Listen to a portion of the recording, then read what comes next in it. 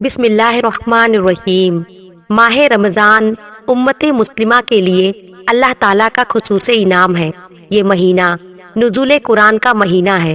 اس ماہ مبارک میں پروردگار کی خاص رحمتوں اور برکتوں کا نزول، فراخی رزق، ایک دوسرے کی خیر خواہی اور جنت میں داخل ہونے کے لیے اور جہنم سے نجات حاصل کرنے کے لیے کی جانے والی کاوشوں کا مہینہ ہے۔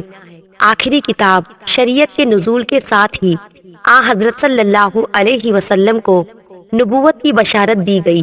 امت مسلمہ پر نازل ہونے والے اس انعام و اکرام کی خوشی اور شکرانے کے طور پر مسلمانوں پر ایک ماہ کے روزے رکھ کر اضافی عبادت کا تحفہ ملا، اور پروردگار نے ارشاد فرمایا، اے ایمان والو، تم پر اسی طرح روزے فرض کیے گئے ہیں جیسے تم سے پہلے لوگوں پر فرض کیے گئے تھے، تاکہ تم پرہیزگار بن جاؤ۔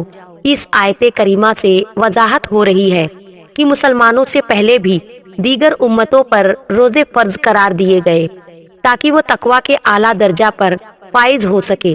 رمضان المبارک کی اہمیت اور رسالت مآب آپ صلی اللہ علیہ وسلم کی اس حدیث مبارکہ سے بہت واضح ہو رہی ہے کہ جس میں آپ صلی اللہ علیہ وسلم نے فرمایا کہ اگر معلوم ہو جائے کہ آخری رمضان کی کیا اہمیت ہے تو امت تمنا کرے سارا سال ہی روزے ہو۔ رمضان المبارک کا یہ مقدس مہینہ ساری دنیا کے مسلمانوں کے لیے ذکر، فکر، تسبیح اور تحلیل، کثیر تلاوت و نوافل اور صدقہ خیرات کا باعث بنتا ہے۔ اس مہینے کو پا کر دنیا کا ہر مسلمان اپنے اپنے ایمان اور تقویٰ کے مطابق حصہ لے کر اپنے جسم اور روح کے لیے تقویت کا سامان فراہم کرتا ہے۔ اسی طرح حضور اکرم صلی اللہ علیہ وسلم کی یہ حدیث مبارکہ کہ روزہ گناہوں سے بچنے کے لیے ڈھال ہے۔ اس حدیث سے صاف واضح ہو رہا ہے کہ روزے دار صرف اپنے آپ کو کھانے پینے سے ہی نہیں روکتا، بلکہ روزے دار کو فحش گوئی، بیہودہ اعمال، لڑائی جھگڑا اور گالی گلوچ سے پرہیز کرنے سے اجتناب کرنے کا بھی حکم دیتا ہے کہ اگر اس طرح کا کوئی معاملہ روزے دار کو پیش آ جائے تو وہ مد مقابل کو صرف اتنا ہی کہہ دے کہ میں روزے سے ہوں، اور وہ ایک بہت بڑی معاشرت کی برائی سے بچ سکے گا، کیونکہ ایک طرف اگر نیک اعمال کرنا باعث اجر و ثواب ہے تو دوسری طرف برائیوں سے اپنے آپ کو بچانا بھی انتہائی اہم ہے، جیسا کہ رسول اللہ صلی اللہ علیہ وسلم کا فرمان مبارک ہے کہ آپ نے صحابہ اکرام سے دریافت فرمایا کہ کیا تم جانتے ہو کہ مفلس کون ہے؟ تو صحابہ نے عرض کی، جو شخص صاحب مال نہ ہو وہ مفلس ہے۔ آپ صلی اللہ علیہ وسلم نے فرمایا کہ میری امت کا مفلس وہ ہے کہ جو قیامت کے دن نماز، روزہ اور زکوٰۃ جیسے اعمال اپنے ساتھ لے کر آئے گا، لیکن اگر اس کے ساتھ اس نے کسی کو گالی دی ہوگی، کسی پر کوئی تہمت لگائی ہوگی، کسی کا ناحق مال کھایا ہو یا کسی کو ناحق قتل کیا ہو تو اس کی نیکیاں مظلوم میں تقسیم کر دی جائے گی، اور اگر اس کی تمام نیکیاں ختم ہو جائے گی تو اس مظلوم کے گناہ اس کے نام اعمال میں ڈال دیے جائیں گے۔ اسی طرح روزے کی فضیلت کے حوالے سے حضرت ابن عمر رضی اللہ تعالی عنہ سے روایت ہے کہ حضور نبی کریم صلی اللہ علیہ وسلم نے فرمایا، جنت سال کے آغاز ہی سے اگلے سال تک رمضان المبارک کے لیے سجا دی جاتی ہے۔ آپ صلی اللہ علیہ وسلم نے فرمایا، جب رمضان المبارک کا پہلا دن ہوتا ہے تو عرش کے نیچے سے ایک ہوا چلتی ہے جو جنت کے درختوں کے پتوں سے حورین پر پھیل جاتی ہے۔ پس وہ حورین یہ دعا مانگتی ہے کہ اے اللہ، ہمارے لیے اپنے بندوں میں سے ایسے شوہر بنا جن سے ہماری آنکھیں ٹھنڈی ہو اور ہم سے ان کی آنکھیں ٹھنڈی ہوں۔ قرآن مجید میں اللہ تبارک و تعالیٰ نے روزے کا حکم دیتے ہوئے فرمایا ہے کہ یعنی تم پر روزہ فرض کیا جاتا ہے شاید کہ تم متقی و پرہیزگار بن جاؤ۔ یہاں پر یہ نہیں فرمایا کہ اس سے تم یقیناً متقی اور پرہیزگار بن جاؤ گے۔ اس آیت سے واضح ہو رہا ہے کہ روزے کا نتیجہ تو آدمی کی سمجھ بوجھ، اس کے ارادے پر منحصر ہے، نہ کہ صرف روزہ رکھ لینے سے، اور جب تک انسان روزے کے اصل مقصد کو حاصل نہیں کر لیتا یعنی تقویٰ اور پرہیزگاری، تب ہی روزہ اس کے لیے فائدے مند ہے۔ اگر اس نے روزہ رکھ کر تقویٰ اور پرہیزگاری حاصل نہیں کی تو اسے کوئی فائدہ حاصل ہونے کی امید بھی نہیں رکھنی چاہیے۔ رسول اللہ صلی اللہ علیہ وسلم نے اپنی امت کو آنے والے ہر قسم کے فتنوں کے بارے میں نہ صرف خبردار کیا बल्कि मुस्तकबिल में रोनुमा होने वाले अहम वाक़यात के बारे में भी आगाह किया। खासकर ज़ुहूर इमाम मेहदी और खुरूज दज्जाल से मुताल्लिक वाक़यात को तफसील बयान किया है। यहाँ तक कि हक और बातिल के इन दोनों इमामों की ज़ुहूर और खुरूज से मकाबिल के हालात को इस कदर तफसील से बयान किया और कुछ निशानियां खुसूसी तौर से बयान की ताकि किसी अनपढ़ जाहिल मुसलमान को भी हक को बातिल की पहचान में किसी किस्म का शक व शुबा न रही। इसी तरह हजरत इमाम मेहदी के ज़ुहूर से मुताल्लिक बयान की गई अहादीस के बारे में इस्लाम का ये तरीका चल रहा है कि वो इसके मुताल्लिक निशानियों को हमेशा अपने सामने रखते ताकि हजरत इमाम मेहदी के ज़ुहूर के वक्त हक को बातिल के दरमियान होने वाले मार्के में वो हक के साथ खड़े हो और बातिल उनको धोखा न दे सके। हजरत इमाम मेहदी के ज़ुहूर से कब्ल करीब तरीन निशानियों में से एक निशानी रमजानुल मुबारक में एक जोरदार आवाज सुनाई देना है, चाहे वो चीख की सूरत में हो या धमाके की सूरत में। निस्फ रमजान की रात यानी 15वीं शब को होगा और वो जुमा की शब हो। इसी तरह इस रमजान में सूरज ग्रहण का होना, आसमान पर सुतूनों की मानिंद किसी चीज का रोशन होना और सबसे बढ़कर उस रमजान में मुल्क शाम में सूफियानी की जानिब से मुसलमानों का कत्ले आम करना वगैरह। रसूलुल्लाह सल्लल्लाहु अलैहि वसल्लम ने फरमाया, रमजान में एक जबरदस्त आवाज आएगी। सहाबाए किराम रिजवानुल्लाह अलैहिम अजमईन ने पूछा, या रसूलल्लाह सल्लल्लाहु अलैहि वसल्लम, आवाज रमजान के अव्वल में होगी, दरमियान में या फिर आखिर में? आप सल्लल्लाहु अलैहि वसल्लम ने फरमाया, निस्फ रमजान में।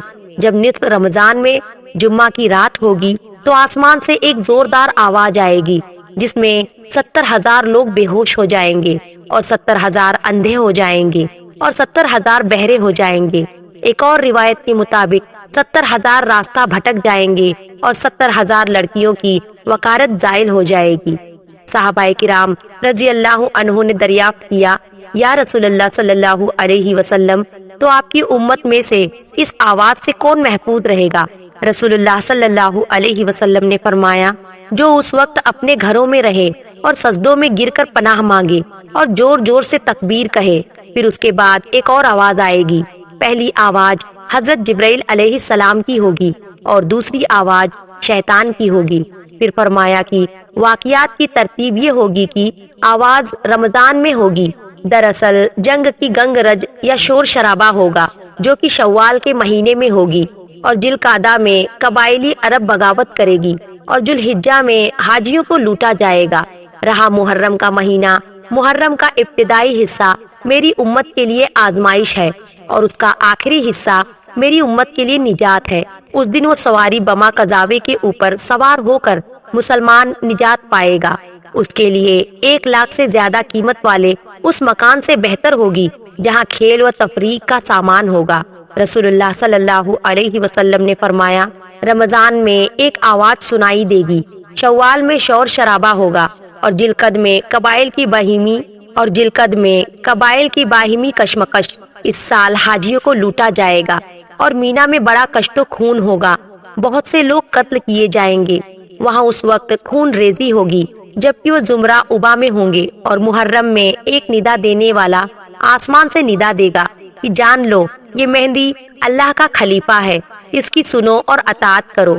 हजरत अब्दुल्ला इब्ने मसूद रजी अल्लाह ताला अन्हु से रिवायत है कि रसूलुल्लाह सल्लल्लाहु अलैहि वसल्लम ने फरमाया, रमजान में चीख सुनाई देगी तो सवाल में शोर शराबा होगा और जिलकद में कबाइल की बगावत और जिलहिज में खून और मुहर्रम का महीना तो क्या ही महीना।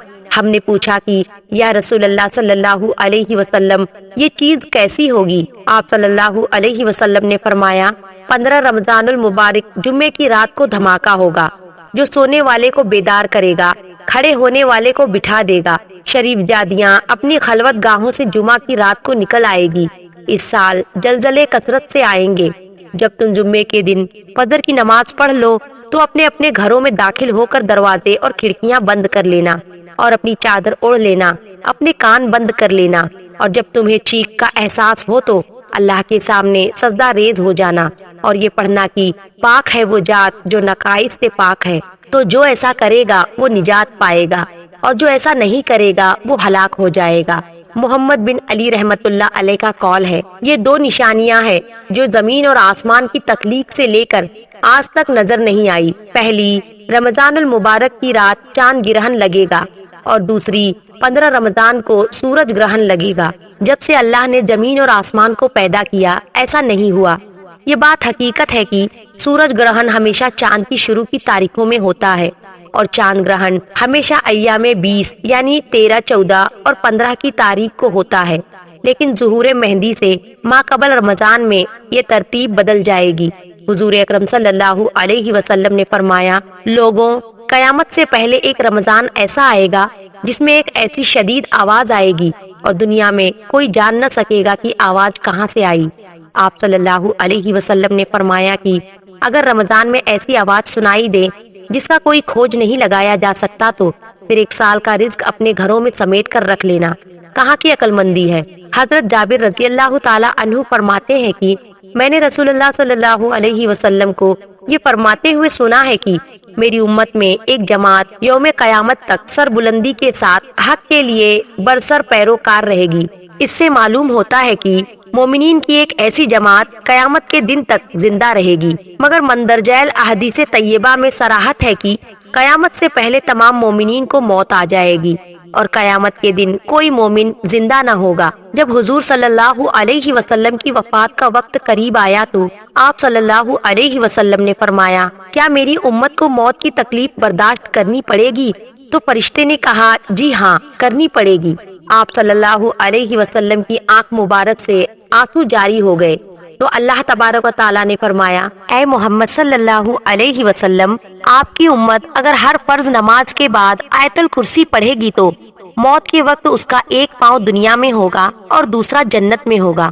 حضرت سیدنا ابو امامہ رضی اللہ تعالیٰ عنہ فرماتے ہیں کہ رسول اللہ صلی اللہ علیہ وسلم نے فرمایا، جو شخص ہر فرض نماز کے بعد آیت الکرسی پڑھے تو اس کو جنت میں داخل ہونے سے موت کے سوا کوئی چیز نہیں روک سکتی۔ ام المومنین سیدہ عائشہ صدیقہ رضی اللہ تعالی عنہا فرماتی ہے کہ میں نے نبی کریم صلی اللہ علیہ وسلم کو دیکھا کہ جب آپ صلی اللہ علیہ وسلم سکرات الموت میں مبتلا تھے تو آپ صلی اللہ علیہ وسلم کے پاس پانی کا پیالہ رکھا تھا جس میں پانی تھا۔ آپ صلی اللہ علیہ وسلم پیالے میں اپنا ہاتھ دبوچے اپنے چہرے مبارک پر پھیرتے اور یوں فرماتے، اے اللہ، موت کی سختی دور کرنے کے ساتھ میری مدد فرما۔ اللہ رب العزت ہمیں بھی موت کی سختی سے محفوظ فرمائے، آمین۔ ناظرین، کمنٹ میں اللہ تعالیٰ کے 99 ناموں میں سے ایک نام ضرور ٹائپ کریں۔ محترم ناظرین، امید ہے کہ آپ کو ہماری یہ ویڈیو پسند آئی ہوگی۔ ایسی اور اسلامی واقعات اور معلومات حاصل کرنے کے لیے ہمارے چینل کو ضرور سبسکرائب کریں اور دل اجازت دے تو ویڈیو کو دوسروں تک لازمی پہنچائیں۔